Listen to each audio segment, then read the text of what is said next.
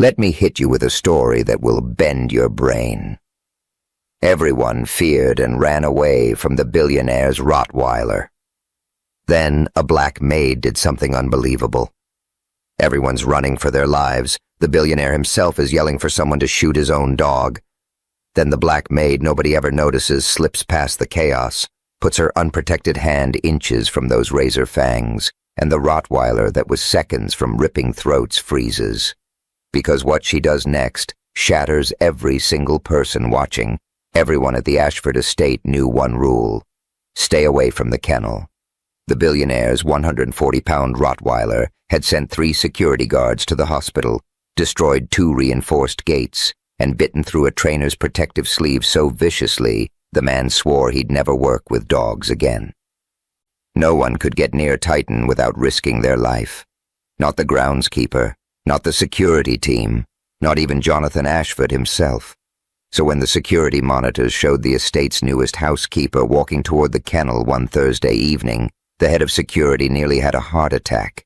She stood there, a 52-year-old black woman in a simple gray uniform, staring through the chain-link fence at 140 pounds of pure rage. Titan's lips pulled back. His teeth gleamed in the dim light. His massive frame coiled like a spring ready to explode. But Clara Bennett didn't run. She didn't scream.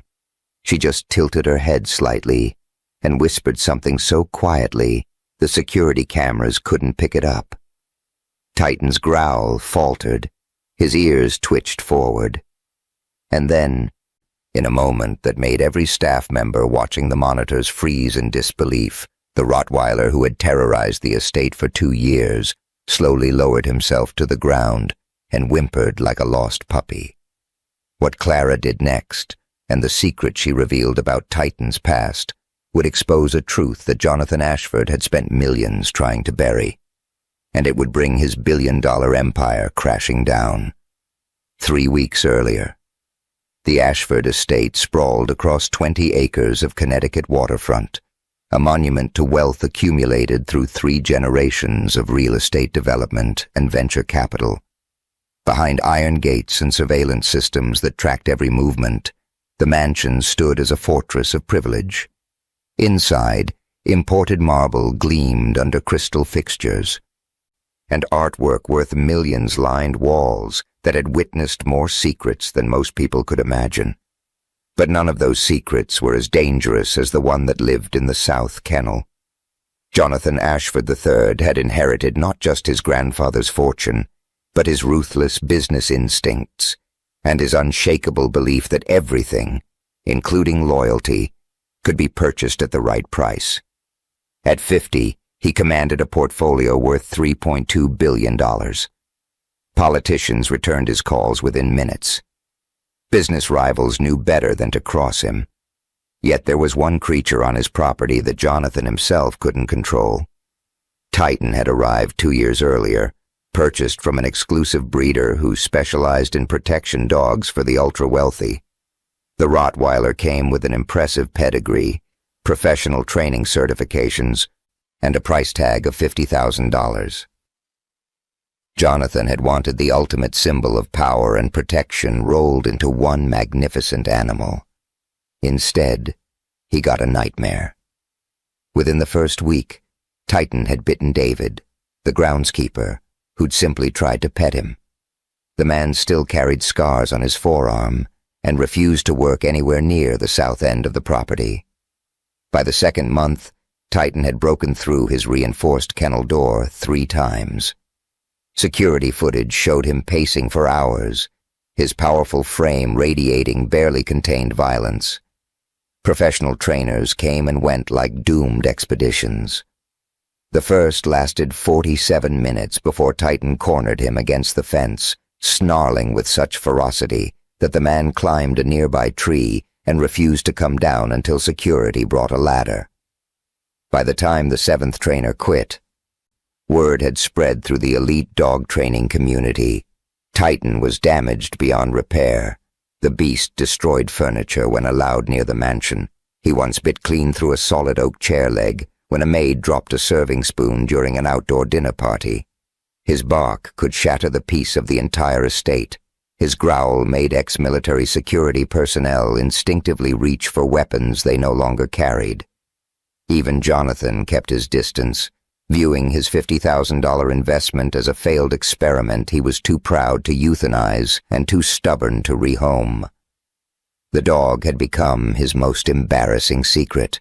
Here was a man who controlled billion-dollar deals with a single signature, who could crush competitors without breaking stride. Yet he couldn't tame one Rottweiler. The estate staff developed elaborate protocols to survive Titan's presence. Thomas, the head butler who'd served the Ashford family for 30 years, created detailed rotation charts ensuring no one worked near the kennel alone. The landscaping crew flatly refused to maintain gardens within 50 feet of Titan's domain.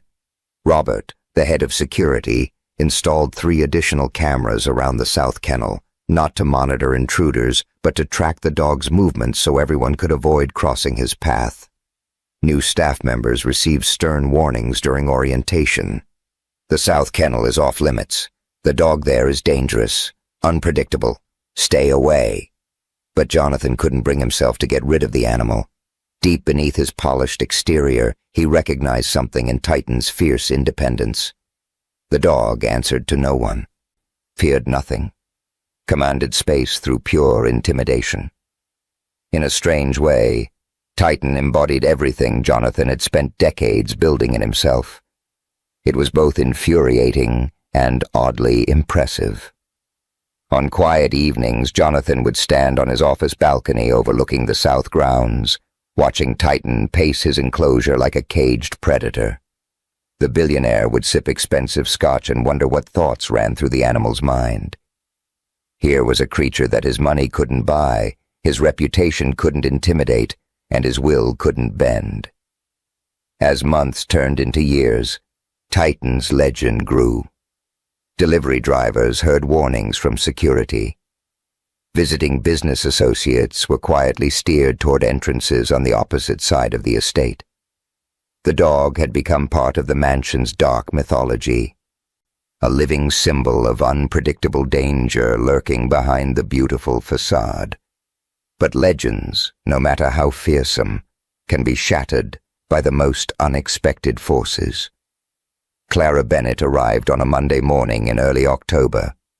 She stepped out of the agency car carrying a single suitcase, her gray uniform pressed and proper, her expression calm and professional. At 52, she moved with the quiet efficiency of someone who'd spent decades making herself invisible in wealthy households. Thomas met her at the service entrance, clipboard in hand. The head butler was 60s, British, precise in every movement. He'd been managing the Ashford estate since before Clara was born, and his standards were exacting. "Miss Bennett, welcome to the Ashford estate." His tone was formal but not unkind. "I trust your journey was comfortable?" "Yes." "Thank you." "Excellent. Let me show you to your quarters, and then we'll begin orientation." As they walked through the pristine kitchen, past the formal dining room, Clara took in every detail. The imported fixtures, the artwork, the carefully maintained silence that money could buy. She'd worked in houses like this before. Boston, Philadelphia. Always the same wealth. Always the same secrets hiding behind polished surfaces. Thomas led her through the protocols, work schedules, staff hierarchy, Mr. Ashford's preferences, the usual rules of domestic invisibility. Then his expression changed, darkened. "There's one final matter." He paused at a window overlooking the south grounds. "That kennel you see in the distance, you are never, under any circumstances, to go near it." Clara followed his gaze.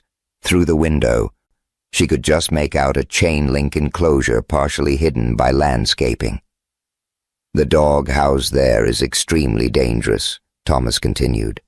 "He's attacked multiple people. 3 security guards required hospitalization. 7 professional trainers have failed to manage him.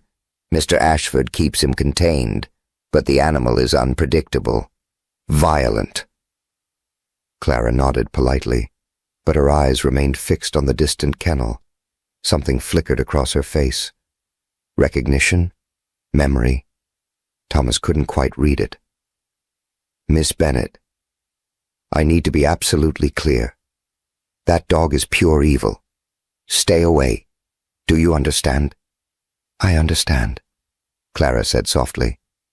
But as Thomas turned to continue the tour, Clara's gaze lingered on the kennel. Her hands, which had been steady all morning, trembled slightly. And for just a moment, something in her carefully composed expression cracked. She'd seen dogs like Titan before. She knew exactly what that kind of aggression meant, and she knew, with absolute certainty, that she wouldn't be able to stay away. Clara's first 2 weeks at the Ashford estate passed in careful silence. She was assigned to the West Wing, guest bedrooms that rarely saw guests, a library where no one read, a dining room used only for business dinners, where conversation died the moment she entered to refill water glasses. The work was familiar. Dust the surfaces, polish the silver, maintain the illusion of perfection. She kept to herself during staff meals, responding politely when spoken to, but never initiating conversation. The other employees noticed her habits. Sarah, the young maid who cleaned the East Wing, whispered to David the groundskeeper that the new housekeeper hummed old gospel hymns while she worked. Slow, mournful melodies that seemed to come from some deep, private place. Margaret, the cook, noticed how Clara would pause at windows, staring out across the grounds as if searching for something she'd lost. Her hands would still on whatever surface she was cleaning, her eyes distant. What none of them knew was what Clara's impeccable references from Boston and Philadelphia families didn't mention. That she'd grown up in rural Georgia, where her family had run a small animal shelter that specialized in rehabilitating abused and abandoned dogs. That she'd learned to read trauma in an animal's eyes before she learned to read books. That she'd spent her childhood coaxing broken creatures back to trust. What they couldn't know was that 15 years ago, that shelter had burned to the ground under circumstances the local fire marshal had ruled suspicious but never proven. That her son, Michael, 23 years old and a volunteer firefighter, had run back into the flames to save the dog still trapped inside. That the roof had collapsed before he could get out. That they'd found his body shielding 8 terrified animals who'd survived because of his sacrifice. Clara had been running from that grief ever since. Boston for 8 months, Philadelphia for 10, a private estate in Vermont for 6. Never staying long enough for the memories to catch up. Never working with animals again because the pain was too sharp, too immediate. She'd sworn she would never touch another traumatized dog as long as she lived. But on her 15th day at the Ashford estate, that promise shattered. She was carrying fresh linens through the garden path, mentally cataloguing her remaining tasks for the day when she heard it. A sound that made her stop mid-step, her heart suddenly hammering against her ribs. It came from the direction of the south kennel, cutting through Titan's aggressive barking like a knife. A low, pained whine, desperate, anguished. Clara knew that sound. She'd heard it hundreds of times at her family's shelter. It was the sound of an animal that had been hurt so badly, so systematically, that rage was the only language it remembered. But underneath the aggression was something else. A plea for help that the animal itself no longer understood how to voice. Mama, hurt dogs sound angry, but they're really just scared. You taught me that. Michael's voice in her memory, clear as the October afternoon around her. He'd been 16, working alongside her to rehabilitate a pit bull someone had used for fighting. The dog had lunged at them 3 times before finally breaking down and letting Michael touch his scarred head. They're not mean. They just forgot how to be anything else.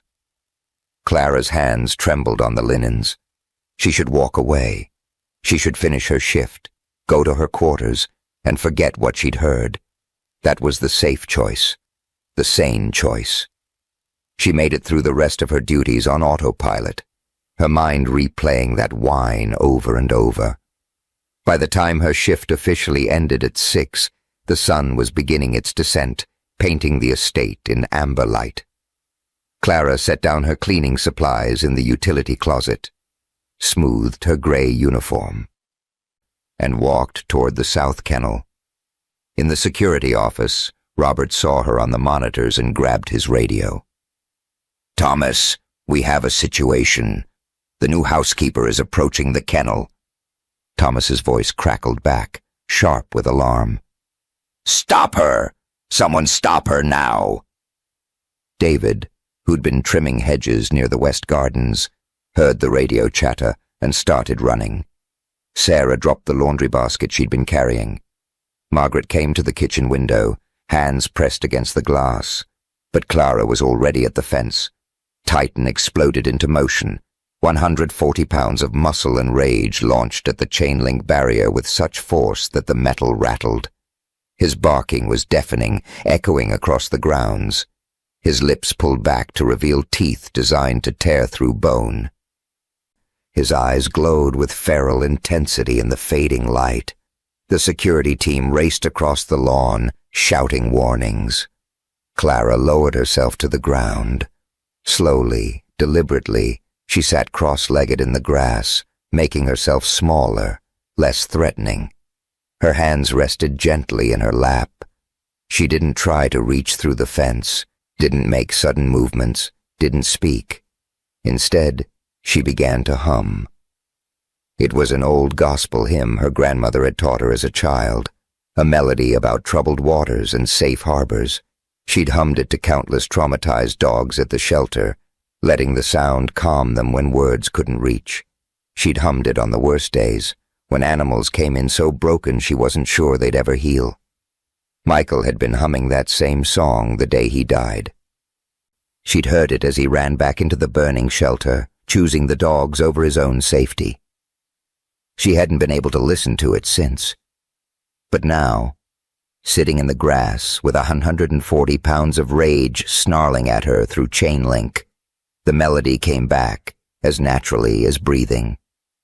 Titan's barking didn't stop, but something shifted. Titan's ears, which had been flat against his skull in pure aggression, began to lift. Just slightly. Just enough. Clara kept humming, her voice steady despite the adrenaline flooding her system. She didn't look directly at him. Didn't try to assert dominance or show fear. She just sat there, offering the only thing she had, patient presence. Minutes passed. Titan's barking faded to growls. The growls became uncertain whines. His massive body, which had been coiled to attack, began to relax incrementally. Finally, he sat, his head tilted as he studied this strange human who showed no fear and asked for nothing. "That's it," Clara murmured, still not making eye contact. "You remember, don't you? Someone used to be kind to you, before all the bad things happened." She leaned slightly closer to the fence, still humming between words. "I see those scars on your neck. Deep ones, like chains cut into you. I see how you favor your left front leg, like someone kicked it until it didn't heal right. I see how you flinch when anyone moves too fast." Her voice remained soft, almost conversational. "Someone hurt you bad, didn't they? Someone who was supposed to protect you. Someone who took a puppy and turned him into this." Titan's eyes, which had been hard with rage, began to soften. A sound emerged from deep in his chest. Not a growl. Something that sounded almost like recognition. Clara reached into her uniform pocket and pulled out a small dog treat she'd brought from her own supplies. She placed it on the ground near the fence and backed away. "I'm not going anywhere," she said. "You take your time. Whenever you're ready to trust again, I'll be right here." She resumed humming, letting the melody fill the space between them. Behind her, the security team had stopped 20 feet away, frozen in disbelief. David stood with his mouth open. Sarah had her phone out, recording. Robert kept his hand near his radio, ready to call for emergency protocols. But Clara didn't acknowledge them. Her entire focus remained on the traumatized animal in front of her. As darkness fell and the estate's exterior lights flickered on, Clara continued to sit. Titan continued to watch. And slowly, impossibly, the distance between them began to close. Thomas found them at midnight. He'd been checking the security monitors one last time before bed when he saw Clara still at the fence. Concerned she'd fallen asleep or been injured, he'd grabbed a flashlight and walked down to the kennel, prepared to call for medical assistance. What he discovered made him question everything he thought he understood about the supposedly vicious dog. Titan lay pressed against the chain link from the inside as close as he could get to Clara. Clara sat pressed against it from the outside, her uniform grass-stained and damp with evening dew. And between them, pushed through the gaps in the fence, was Clara's hand. Titan's massive head rested gently in her palm while she stroked his scarred muzzle and sang softly in the darkness. Thomas stopped, afraid to break whatever spell had been cast. Clara looked up, tears tracking down her dark cheeks. This dog doesn't need training. He needs healing. He's been hurt so many times, he forgot what kindness feels like. How? Thomas managed, his voice barely a whisper. 7 professional trainers. Didn't understand what they were looking at. Clara interrupted gently. She traced a scar on Titan's neck with her thumb. These marks? They're not from accidents or rough play. Someone chained him, probably used electric shock collars for training. Maybe worse. I've seen dogs like Titan before. Dogs that came from fighting rings, kill training operations, punishment breeding programs. Thomas felt sick. Mr. Ashford paid $50,000 for him. The breeder had certificates, credentials, documentation. Then that breeder lied, Clara said flatly. This level of trauma doesn't come from legitimate breeding operations. This is systematic abuse. Months or years of it. She met Thomas's eyes. And I think your Mr. Ashford knew exactly what he was buying. The accusation hung in the night air between them. Over the next 3 days, Clara spent every free moment with Titan. She brought him special food, purchased with her own money from a pet supply store 20 minutes away. She sat with him for hours, speaking in low, soothing tones, singing those old gospel hymns. She moved slowly, predictably, never startling him. By the 4th day, she entered the kennel. The staff gathered at windows and on balconies, watching in horror, certain they were about to witness a tragedy. But Titan simply approached Clara, sniffed her hand, and allowed her to stroke his head. By the 5th day, Titan followed her around the grounds like a shadow. He remained calm only in her presence, but with Clara nearby, he was transformed, gentle, obedient, almost puppy-like in his devotion. The staff reactions ranged from amazement to suspicion. Sarah whispered to anyone who'd listen that it was witchcraft, that Clara had used some kind of dark magic. David quietly suggested maybe they'd all just given up on Titan too quickly, that patience was something none of them had tried. Margaret noticed Clara crying after her sessions with Titan, her shoulders shaking with silent grief. Robert, methodical as always, pulled up old security footage of Titan's arrival 2 years earlier. He watched the unmarked van, the nervous driver who refused to linger, the way Titan had cowered in the transport crate. Something about it didn't align with the story of an elite protection dog from a reputable breeder. From his office window, Jonathan Ashford watched his failed investment transform. He felt simultaneous relief and unease. Titan's change was remarkable, impressive even. but it raised uncomfortable questions. If this housekeeper could rehabilitate the dog in less than a week, what did that say about the animal's origins? What did it say about the $50,000 purchase he'd made without proper vetting? Late one night, Clara sat in the kitchen, exhausted from another long session with Titan. Her muscles ached from sitting on the ground for hours. Her voice was hoarse from singing. Margaret poured her tea without asking and sat down across from her. "Why do you care so much about that dog?" Clara stared into her cup. "Because 15 years ago, I couldn't save the ones that mattered." The story came out slowly. The shelter, the fire, Michael running back inside, the way his choice had saved 8 lives and ended his own. "So you're saving Titan to save yourself?" Margaret asked gently. "No." Clara's voice was firm. "I'm saving him because nobody else will, and because he deserves better than what he's gotten. Every creature does." The phone on the kitchen wall rang, shrill in the quiet. Margaret answered, listened, then held it out to Clara, her expression unreadable. "It's Mr. Ashford's assistant. He's requesting a meeting with you tomorrow morning.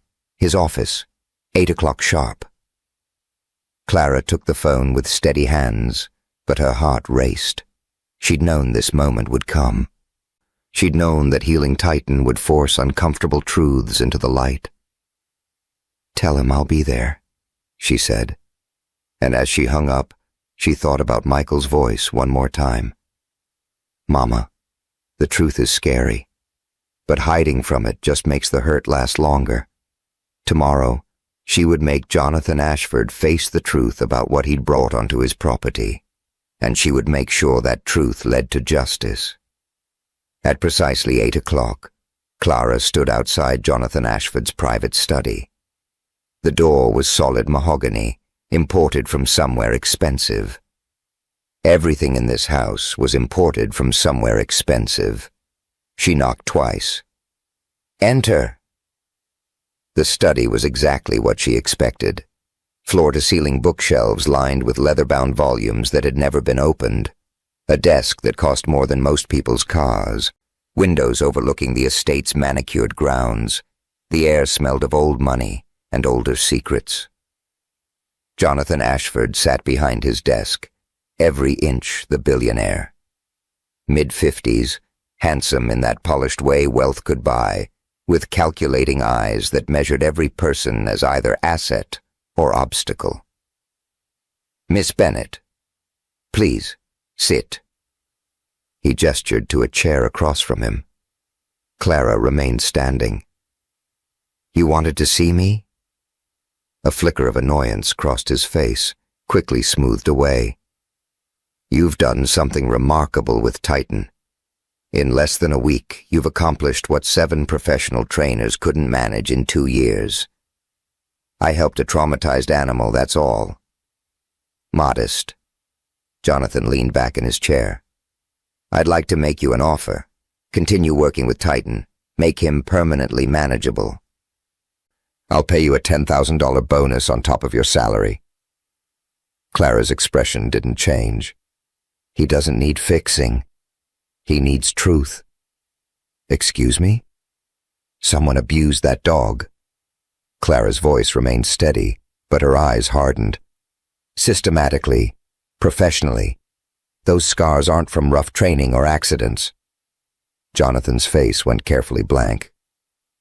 "What exactly are you implying?" "I'm saying that Breeder lied to you, Mr. Ashford. Those aren't training scars, they're torture scars." She pulled out her phone, swiped through photos she'd taken over the past few days, stepped forward and placed the phone on his expensive desk. "Electric burn patterns on his flanks and neck. See the spacing? That's from shock collars used repeatedly in the same spots. These chain abrasions go deep into the tissue, which means he was restrained for extended periods. And these?" She zoomed in on Titan's shoulder. "Bite marks from other dogs, multiple animals, fighting ring injuries." Jonathan stared at the photos, his expression unreadable. "This is a fighting dog, Mr. Ashford. or was being trained as one before someone sold him to you. I paid $50,000 through legitimate channels. Jonathan's voice went cold. He opened a drawer, pulled out a thick folder, and spread documents across the desk. Pedigree papers, health certificates, training records. The breeder was Elite Canine Solutions, a prestigious operation that supplies protection dogs to executives worldwide. Clara picked up the papers, examined them carefully. The letterhead looked professional. The signatures appeared authentic, but something about the documents felt wrong, too perfect, too uniform. These could be forged. That's a serious accusation. So is selling abused fighting dogs to unsuspecting buyers. A knock at the door interrupted them. Robert, the head of security, entered with his laptop. "Mr. Ashford, you asked me to pull up Titan's delivery records." "And?" Robert set the laptop on the desk, turned it so they both could see. Security footage from 2 years ago played on screen. An unmarked white van pulling up to the service entrance. A nervous driver in plain clothes hurrying to unload a transport crate. No company logos. No professional equipment. The driver practically ran back to his van after Titan was unloaded. "That's not Elite Canine Solutions protocol," Robert said. "I called 3 similar operations. They all use branded vehicles, professional handlers, detailed transfer procedures. This looks like someone trying not to be identified." Jonathan's jaw tightened. He picked up his phone, dialed a number from the breeder documentation. The phone rang, and rang. Then, "This number has been disconnected." He tried the website listed on the letterhead. Error message, page not found. Robert pulled up archived web data. Elite Canine Solutions website was taken down 18 months ago. The business address on file is an abandoned warehouse in Newark. No forwarding information. Jonathan's face had gone pale. "Someone set me up." "Or," Clara said quietly, "you bought a dog from an illegal operation and didn't ask enough questions." His eyes snapped to her, angry now. "I did my due diligence. You saw expensive paperwork and assumed it was legitimate. Fighting rings breed dogs, train them brutally, then wash them through fake businesses. They sell to wealthy buyers who want aggressive protection but don't want scrutiny. The buyer gets a traumatized animal, the breeder disappears with the money, and everyone pretends it never happened." Jonathan stood, paced to the window. Clara could see him calculating, weighing options, considering consequences. "If I admit to buying an illegal fighting dog, there are legal ramifications. My competitors would use this against me. Business partners would question my judgment." He turned back to her. "But if I keep Titan without addressing his origin, I'm complicit in animal abuse." "That dog deserves justice," Clara said. "The people who hurt him deserve consequences. You can help me find them, or I'll do it myself." "And go to the authorities?" Clara's laugh was bitter. "I don't trust authorities. They shut down my family's shelter on technicalities while letting puppy mills operate freely. I handle things my own way." Something shifted in Jonathan's expression. Recognition, perhaps, of someone equally willing to operate outside conventional rules. "Fine," he said finally. "We find the truth. Together. But carefully. Robert, start tracing." Over the next hour, Robert worked his contacts. The paper trail led to a Delaware shell company that had dissolved 6 months after Titan's sale. Payment records had been scrubbed, but Robert found a gap. A wire transfer from Ashford's account had gone to an intermediary. That intermediary had paid a consultation fee to a larger corporation. When the corporation name appeared on screen, Robert went still. "Kraus International Holdings." Clara's coffee cup slipped from her hand, shattering on the hardwood floor. Thomas, who'd been summoned to the meeting, looked at her in alarm. "Miss Bennett?" "Victor Kraus." Her voice came out strangled. "The board member." "You know him?" Jonathan asked. Clara's face had gone ashen. Her hands trembled as she gripped the edge of the desk. Victor Krauss ran the operation that burned down my family's shelter 15 years ago. Her eyes met Jonathan's, and he saw something terrible in them. Pure, focused rage. He killed my son. The room fell silent except for the ticking of an antique clock on the mantel. "Tell me everything," Jonathan said quietly. Clara stood at the window, her back to the room, her reflection ghost-like in the glass. Georgia, 2008. My family ran a small animal shelter outside Atlanta. The Bennett family animal shelter. Just me, my husband James, and our son Michael. Her voice was steady, but Jonathan could hear the carefully controlled grief beneath each word. We specialized in rescuing fighting dogs, abuse cases, the ones other shelters wouldn't touch because they were too damaged, too dangerous, too expensive to rehabilitate. We took them all in. She turned to face them. We got good at it. Too good. Started exposing the breeding rings that supplied the fighting operations. Testified at 3 trials. Got 2 operations shut down. Saved maybe 200 dogs over 5 years. That's when the threat started? Robert asked. Clara nodded. Small things at first. Anonymous calls telling us to mind our business. Then they left dead animals on our property.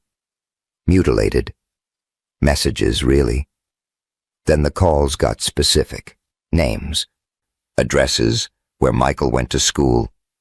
You went to the police, Thomas said. We tried. They said there wasn't enough evidence for protection.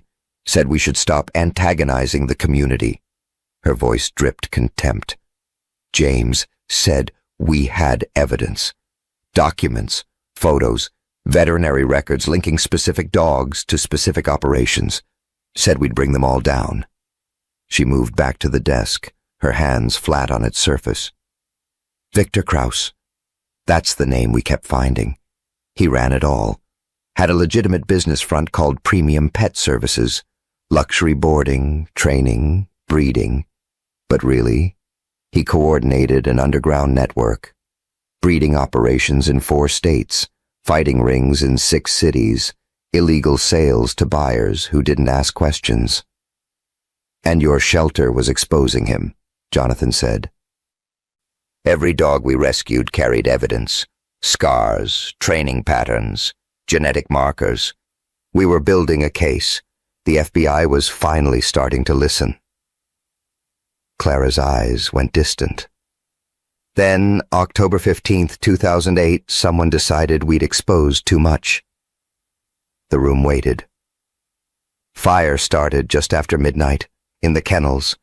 Investigators found accelerant residue later, but that was buried in the final report. We had 47 dogs in the shelter that night. Her voice cracked slightly. She steadied it. Michael woke up first, heard the barking. He was 23, volunteered with the fire department, knew what to do, ran out there before James or I were fully awake. Got 12 dogs out, came back for his 3rd trip, and James tried to stop him, physically tried to hold him back. Clara's hands clenched into fists. Michael said, I can hear them, Dad.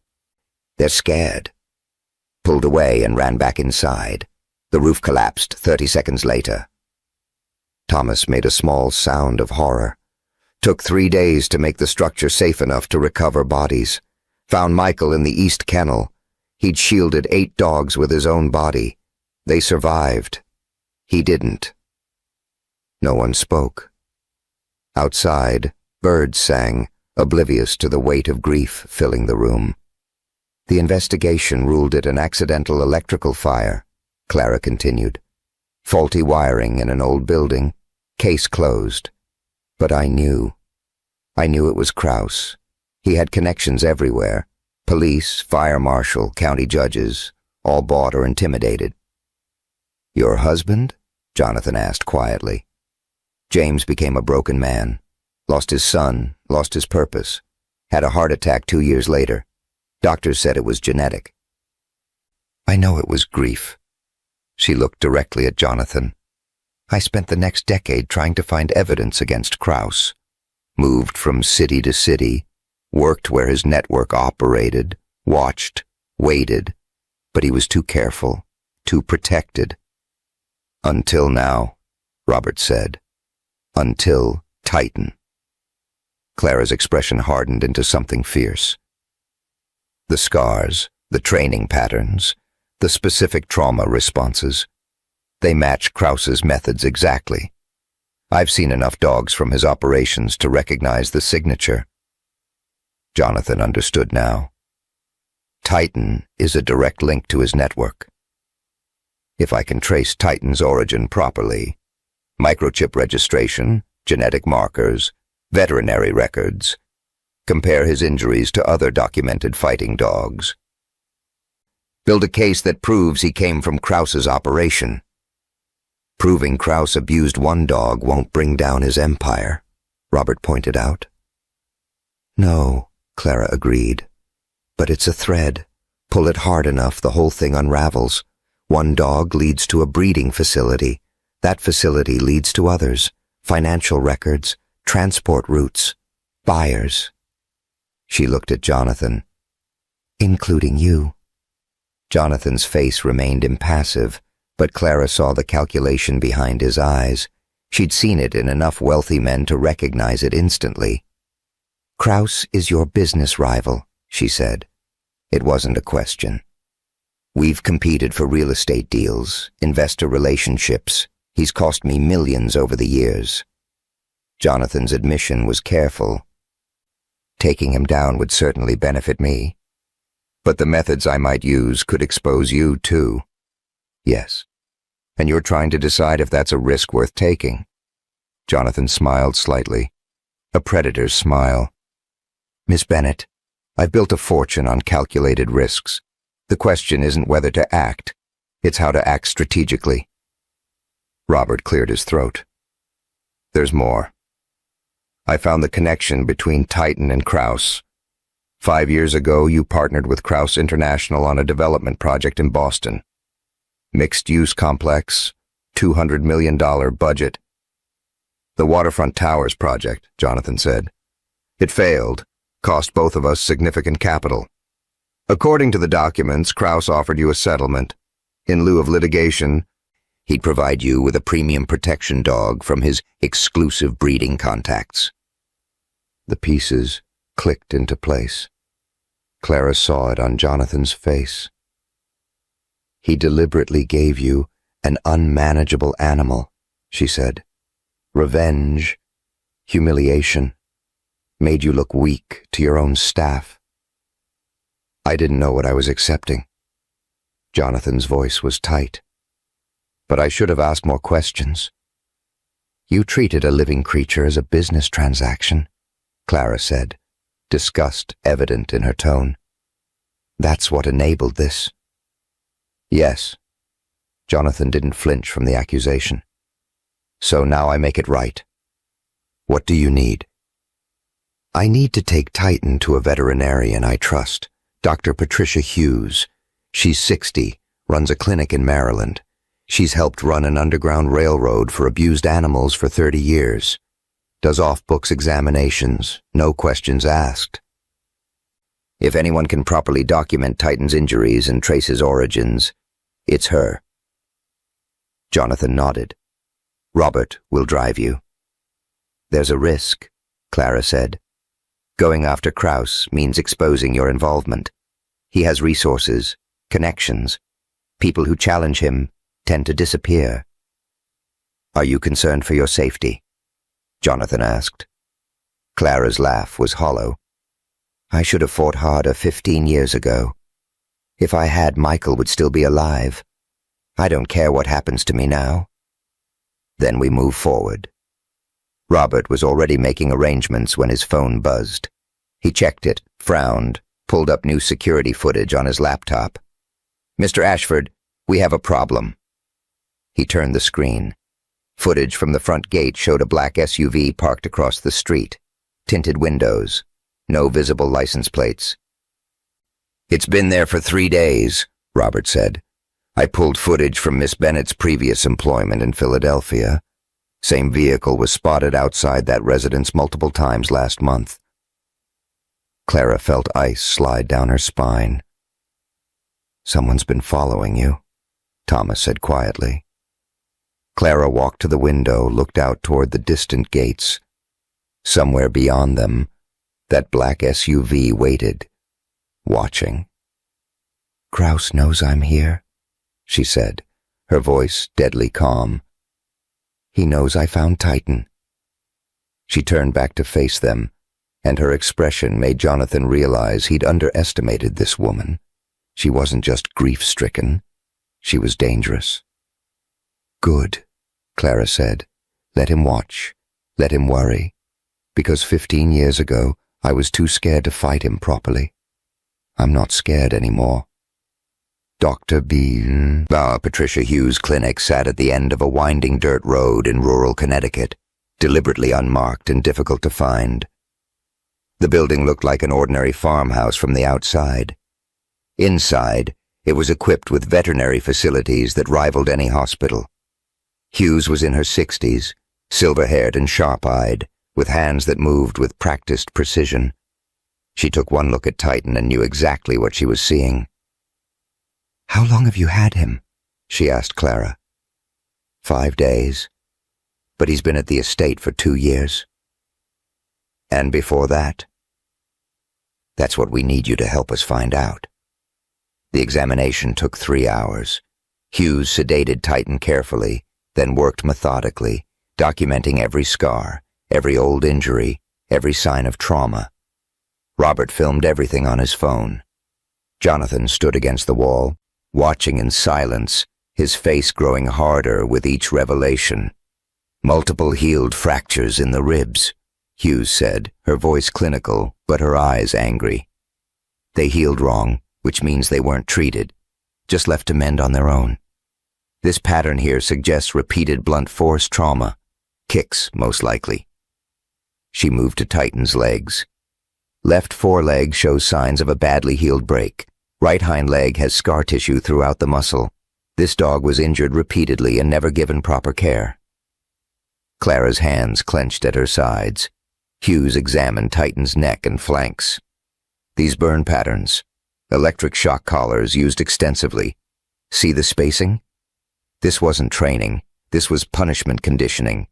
They shocked him over and over in the same spots until the tissue scarred." "Dear God," Thomas murmured. "The bite scars are extensive," Hughes continued. "Different sizes, different depths, multiple dogs. This pattern is consistent with forced fighting, probably starting when he was still a puppy." She pointed to the chain abrasions. "These cuts go deep. He was restrained in tight spaces for long periods. Probably kept chained when not being trained or fought." Hughes looked up at Clara. "This dog was bred for one purpose: violence. Everything about his conditioning was designed to make him aggressive, unstable, dangerous. The fact that he's capable of trust at all is extraordinary." "Can you trace where he came from?" Jonathan asked. Hughes ran a scanner over Titan's shoulder. It beeped. "Microchip, but it's encrypted. Sophisticated operation. They knew law enforcement might try to track their animals." "Can you break the encryption?" "I can send it to someone who can, but that'll take time." Hughes drew blood, labeled the vials carefully. "DNA markers will be faster. There are only so many bloodlines used for fighting dogs in the Northeast. We can trace which breeding operation he came from." 3 days later, the results arrived. Hughes called Clara to the clinic. "The bloodline traces to 3 possible breeding operations in the Northeast," she explained, spreading documents across her desk. 2 are legitimate, registered, inspected regularly. The 3rd is suspected but never proven illegal. Want to guess which one? "Kraus," Clara said. Hughes nodded. The genetic markers match dogs recovered from facilities linked to his network. Not proof in court, but enough to establish probability. Clara studied the X-rays again. The documentation of Titan's suffering laid out in clinical detail. Each image was evidence of systematic cruelty. Each scar told a story of pain. "He's been fighting his whole life," she said quietly, "just like Michael fought to save them." Hughes leaned back in her chair. "The question is, what are you going to do about it?" While Clara was at the clinic, the situation at the estate deteriorated rapidly. Robert, monitoring security feeds, noticed the black SUV had been joined by a second vehicle. The men inside weren't trying to hide anymore. They had professional equipment, cameras with long lenses, listening devices, obvious surveillance gear. Thomas reported that staff were being approached. Sarah, the young maid, came to him shaking. A man had stopped her at the grocery store, offered her $500 for information. "What does Clara Bennett do with the dog?" he'd asked. "How much time does she spend with it? Does she take it off the property?" Sarah had refused, frightened, but the message was clear. Kraus was gathering intelligence. Then Jonathan received a call from a board member. "Some questions have come up about your recent activities, Jonathan." "What kind of questions?" "Specifically regarding certain animal acquisitions. There are rumors circulating, ugly ones, about illegal dog trading operations." Jonathan's grip tightened on the phone. "That's absurd." "I'm sure it is, but investors are nervous. The stock dropped 2 points this morning on speculation alone. I'm advising you to address this quickly." When Clara returned from the clinic, she found Jonathan in his study, staring at financial reports with cold fury. "Kraus is spreading rumors," he said without preamble, "telling people I'm involved in illegal dogfighting operations. Business partners are getting nervous. My reputation is being systematically dismantled." Clara sat down across from him. "He didn't just want to humiliate you. He wanted to create a connection between you and his illegal operations that he could expose publicly at the right moment. Titan was planted evidence." "Exactly. He gives you a dog with a documented history of abuse. Waits. Then at the perfect moment, has authorities discover where Titan really came from. They raid the estate, find a fighting dog, arrest you for illegal possession and animal cruelty. Your reputation is destroyed." "Why now?" Robert asked from the doorway. Clara had already worked it out. "Kraus is preparing a major development deal. I saw it in the business section last week. $500 million waterfront project. He needs Jonathan out of the picture because Jonathan's company is submitting a competing bid." "So he planned to have me arrested right before the bid deadline," Jonathan said. "The deal falls to him by default." Clara stood, pacing. "He used that dog as a weapon twice. Once in the fighting ring, training him to kill. Once against you, as planted evidence. And 15 years ago, he killed my son to protect this same operation." Her voice shook with rage. "He destroys lives like they're nothing, like we're all just pieces in his game." Jonathan studied her for a long moment. "I can cut you loose. Claim ignorance about Titan's origins. Might save my business reputation. Is that what you're going to do?" "I'm considering my options." He stood, walked to the window. "Or I can help you take down Kraus. Risk everything I've built. Everything my grandfather built." The room waited. Jonathan turned back. "Do you know what Titan taught me? Watching him with you? Loyalty can't be bought. I've spent 50 years believing everything has a price. But you earned that dog's trust through patience and understanding, not power or money." He met Clara's eyes. "What do you need from me?" Over the next hours, they built their strategy. Robert would trace the surveillance team back to Kraus, establish the connection. Dr. Hughes would create a comprehensive timeline of Titan's injuries, expert testimony that would hold up in court. Clara would reach out to her underground network of animal rescuers. Others had to have evidence of Kraus's operations. Coordinated exposure from multiple angles would be harder to suppress. Then Clara made the call she'd been dreading for 15 years. "Detective Wright? It's Clara Bennett." Silence on the line. Then, "Clara, after all this time." Samuel Wright had investigated the shelter fire. He'd been the one to tell her they'd found Michael's body. He'd never believed the official story about accidental causes, but he couldn't prove arson. The case had haunted him into retirement. "I know who set the fire," Clara said, "and I can prove it. But I need your help." "I'm listening." She told him everything. Titan, Kraus, the network, the surveillance. Wright listened without interrupting. When she finished, he said, "I always knew Kraus was dirty, never had hard evidence. If you're serious about this, I'm in, and I know an FBI agent who's been trying to build a case against him for 3 years. Let me make some calls."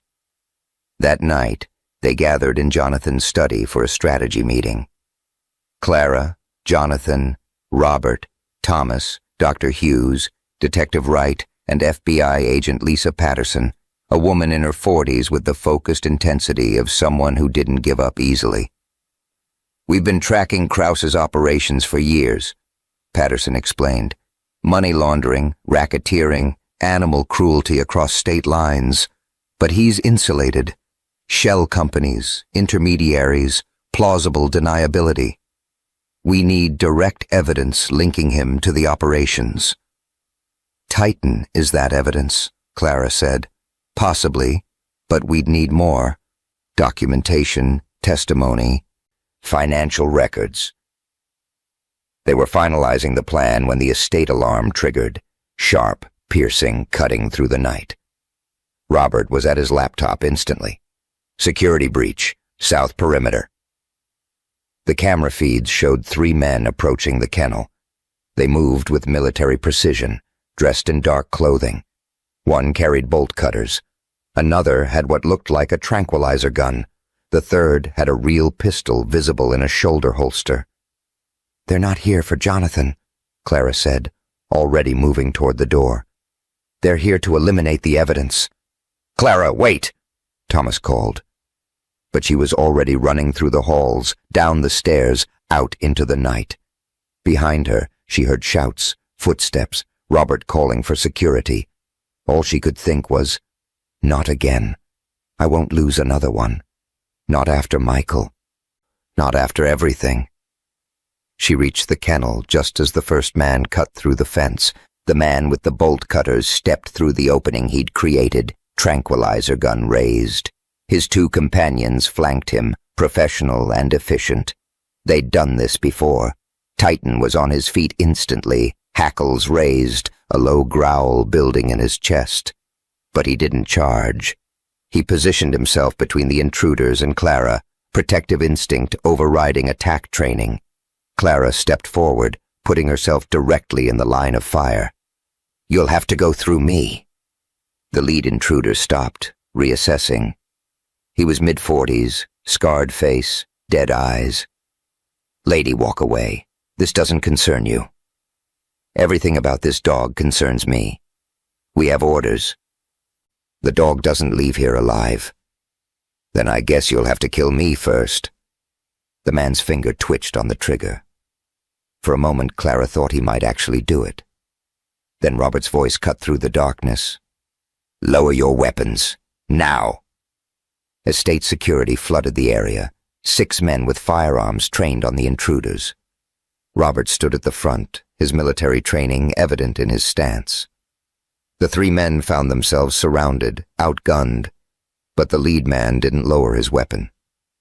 "Kraus doesn't accept failure," he said. "We don't leave without completing the job." "Then you'll die here," Robert said flatly. "Your choice." A standoff. Weapons raised on both sides. Titan still growling, sensing the violence barely restrained around him.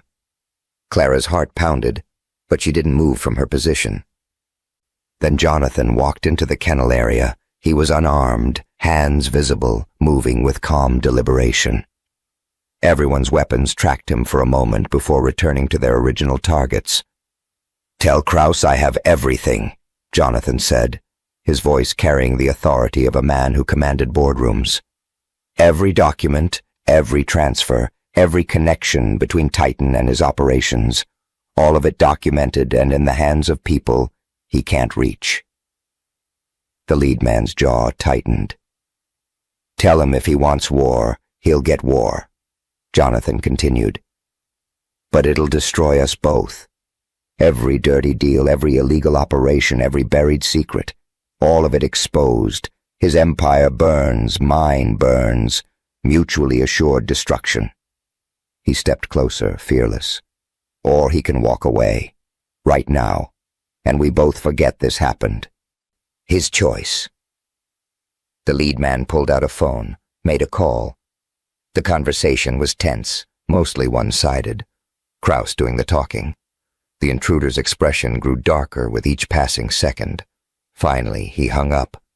"He wants to meet, tomorrow, neutral ground." He looked at Titan. "And he wants the dog brought as proof it's alive." "Absolutely not," Clara said. "Titan goes nowhere near that monster." "Then there's no deal." "Then there's no deal," Clara repeated. "I won't traumatize him again."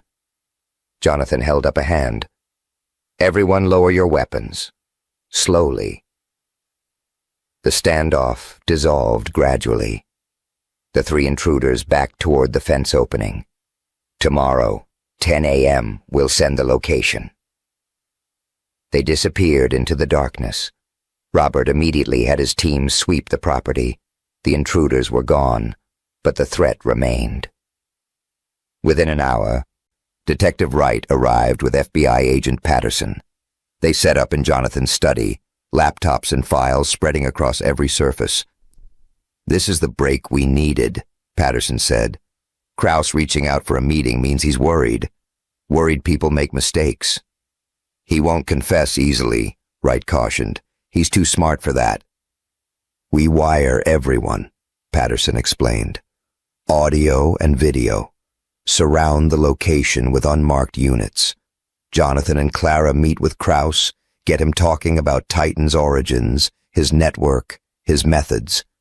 The moment he incriminates himself, we move in with arrest warrants." "It's risky," Robert said. "He'll have counter-surveillance. Could turn violent."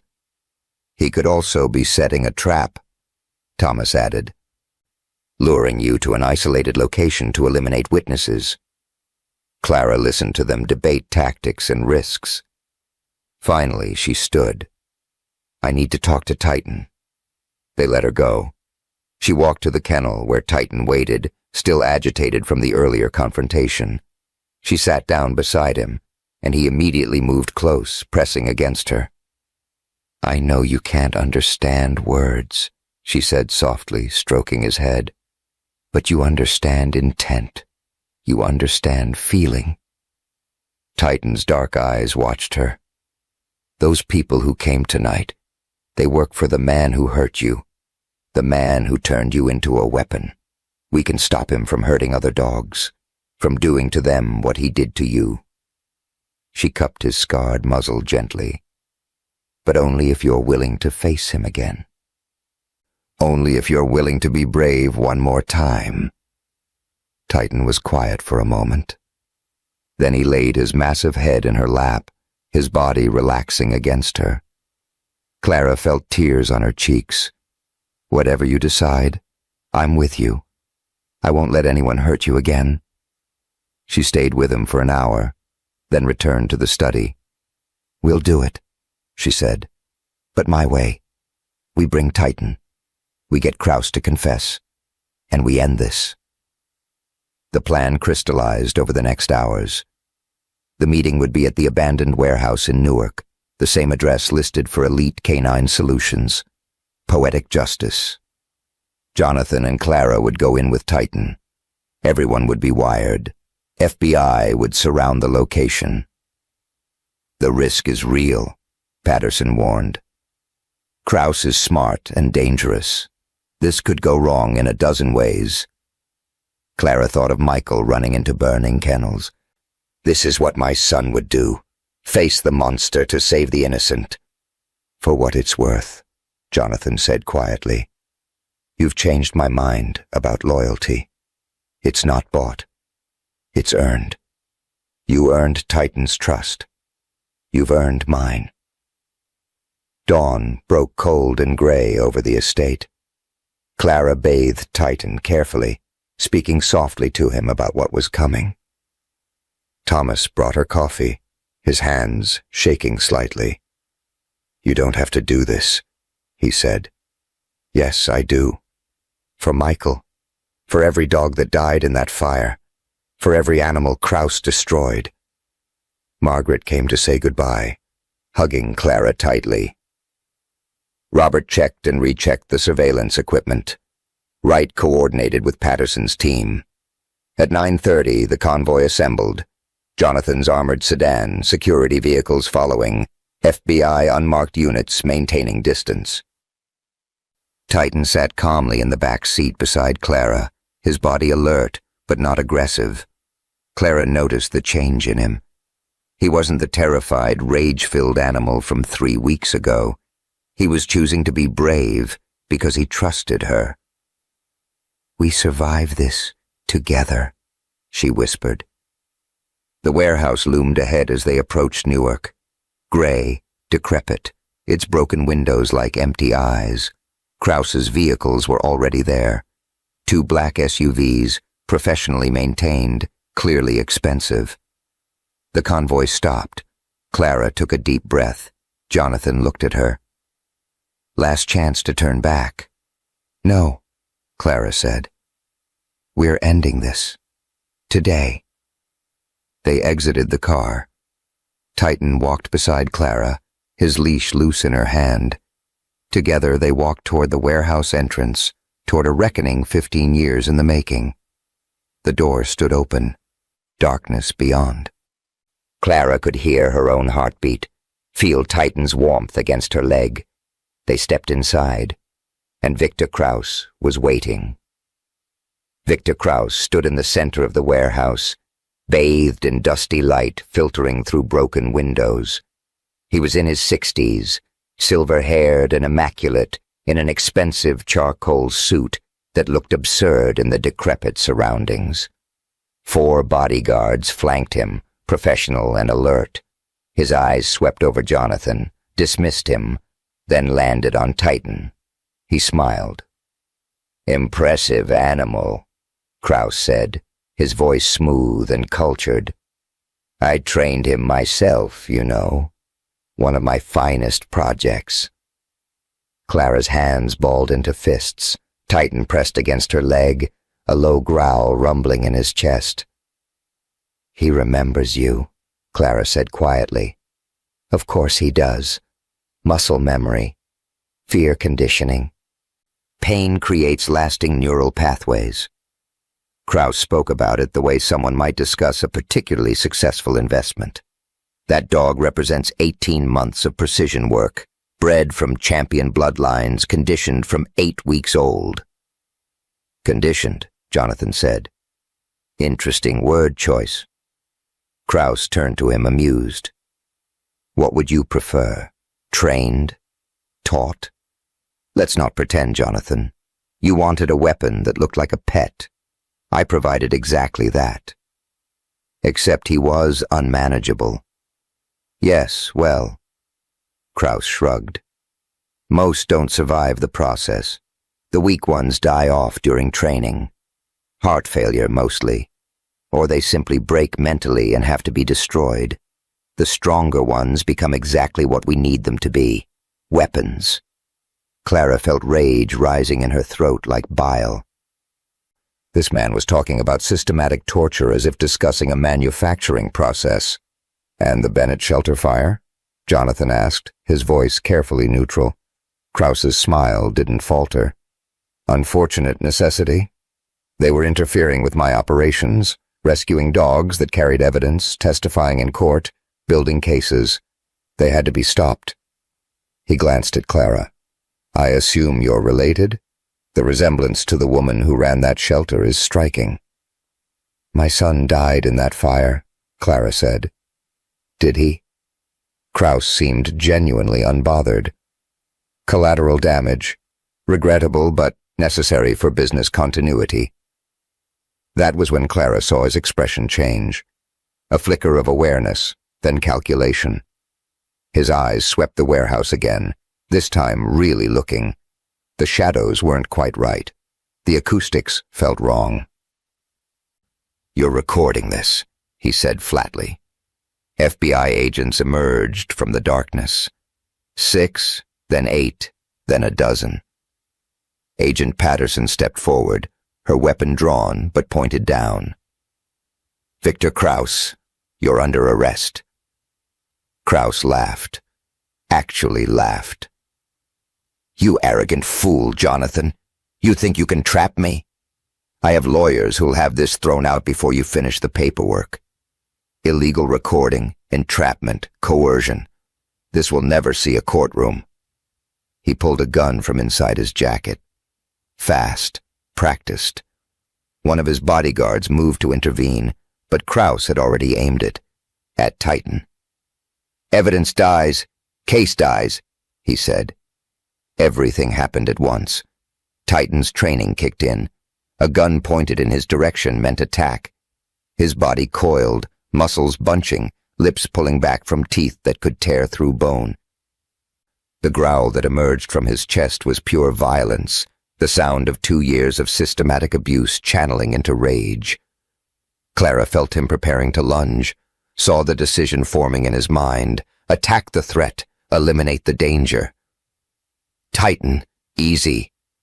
Her voice cut through the chaos, calm, steady, the same tone she'd used for 3 weeks. "You're safe. I've got you." Titan froze. His body trembled, caught between 2 years of conditioning and 3 weeks of healing. The growl continued, but he didn't move. "Easy," Clara repeated. "You don't have to fight anymore." Kraus stared in disbelief. "Impossible.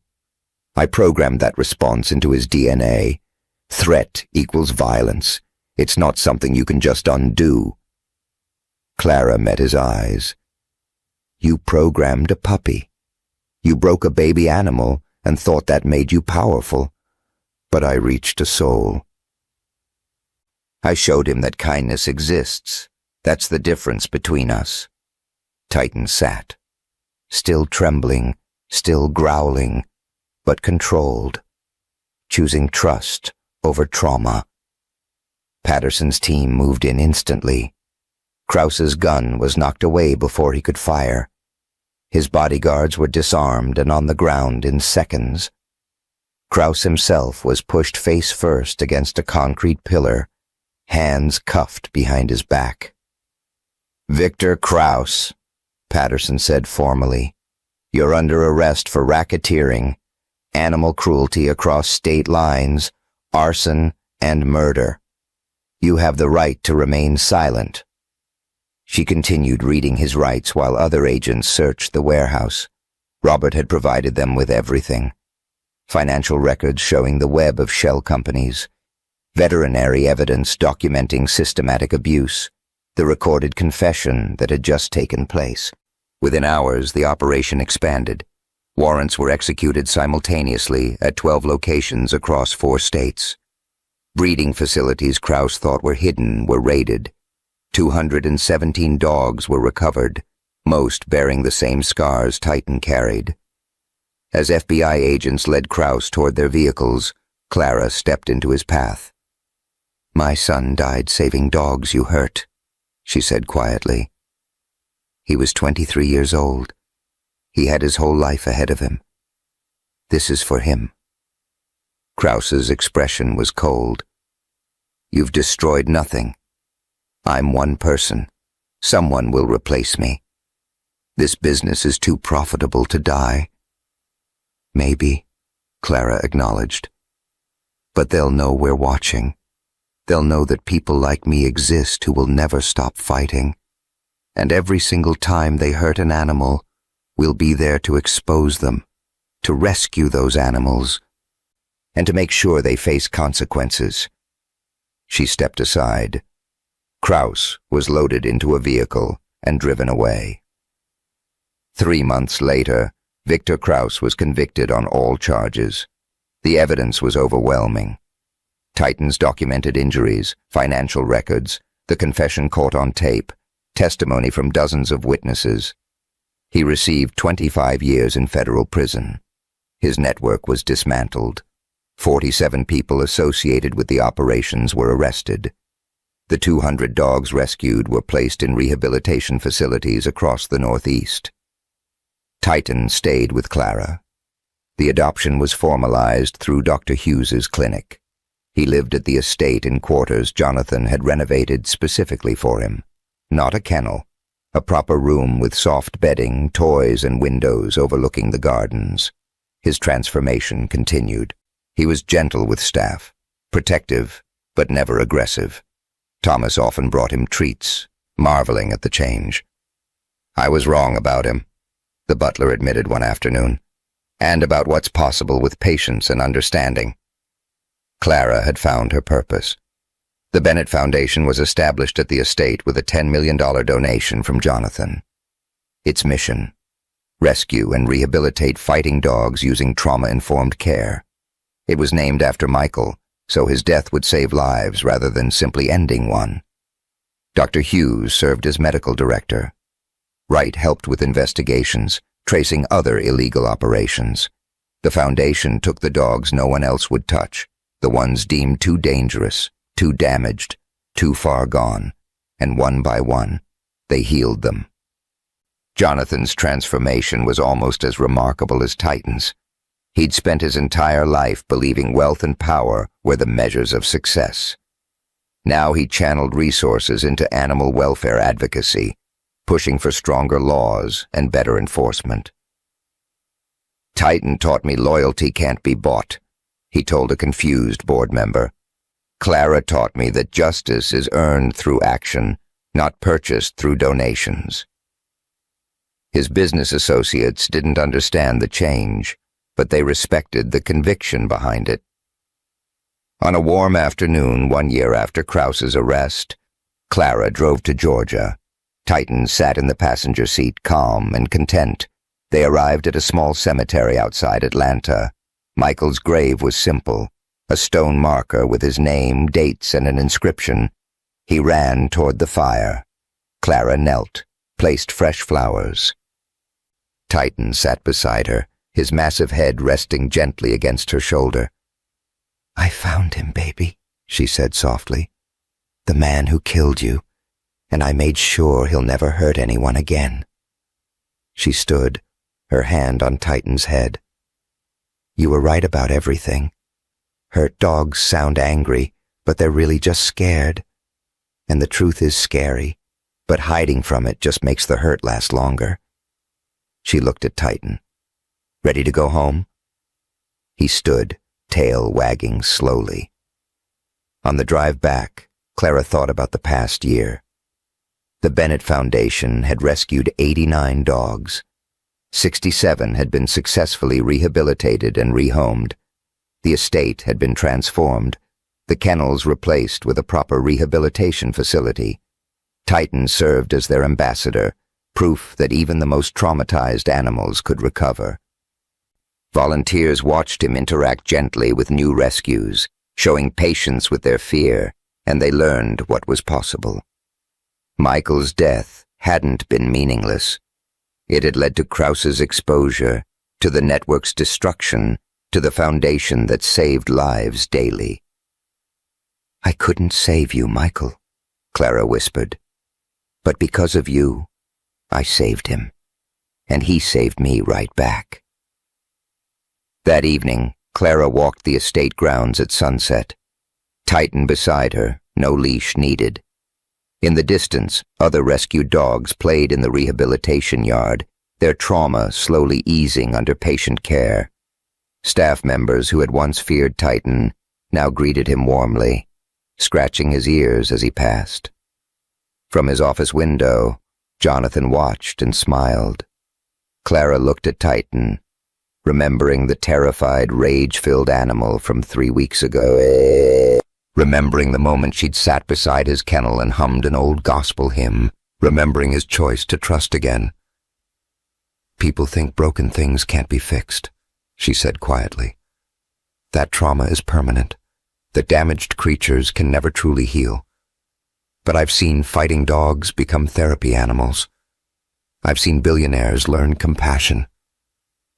Titan looked up at her, his dark eyes peaceful. "You weren't vicious," Clara continued. "You were scared, just like all of us when we're hurt. The question isn't whether someone can change, it's whether we're willing to give them space to heal." They walked together into the fading light, toward home, toward purpose, toward the work that would continue as long as there were creatures who needed saving. Because healing wasn't something you achieved once and finished. It was a choice you made every single day, to show up, to be patient, to believe that broken things could become whole again. And sometimes, if you were very lucky, those broken things saved you right back. Thank you for staying with me until the very end of this incredible journey. If this story touched your heart, wait until you see what's coming next. It's even more powerful and inspiring than you can imagine. So don't go anywhere. Click on that video showing on your screen right now to dive into another amazing story that will absolutely blow your mind. Trust me, you won't regret it.